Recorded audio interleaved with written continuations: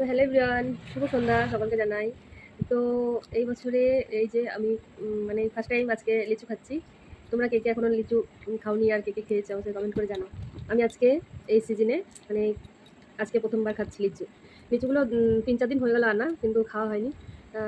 ঘরে শুকিয়ে যাচ্ছে রেখে রেখে। ফল তো এক ঝুড়ি ভর্তি থাকে, কিন্তু এই কি মনেই থাকে না খেতে।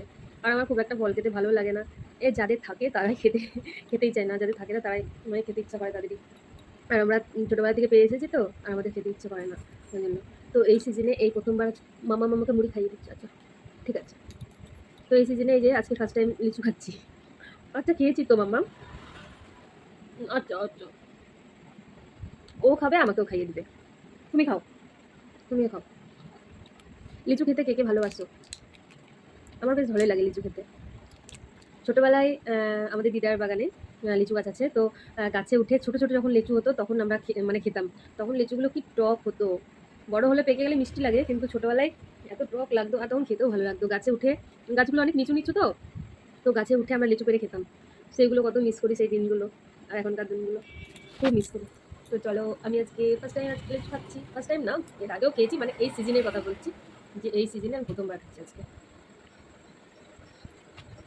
লিচুগুলো কিন্তু দারুণ মিষ্টি, অনেকগুলোই আছে।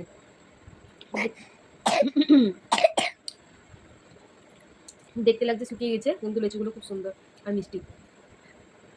জানি না কে নিয়ে এসছে, শাশুড়ি মা না এর বাবা। ঘরে রাখা ছিল, কেউ খাচ্ছে না, আমি খাচ্ছি। ৫-৬টা আছে। আর পুজোতে দেওয়ার জন্য এনেছিল, নারায়ণ পুজোতে দেওয়ার জন্য এনেছিল, আমাদের বাড়িতে নারায়ণ পুজো হলো, সেই দিন এনেছিল। আজকে আমি খাচ্ছি। সেই শুক্রবার এনেছিল, আজকে বুধবার, মঙ্গলবার হয়ে গেল, এক সপ্তাহ হতে চলছে।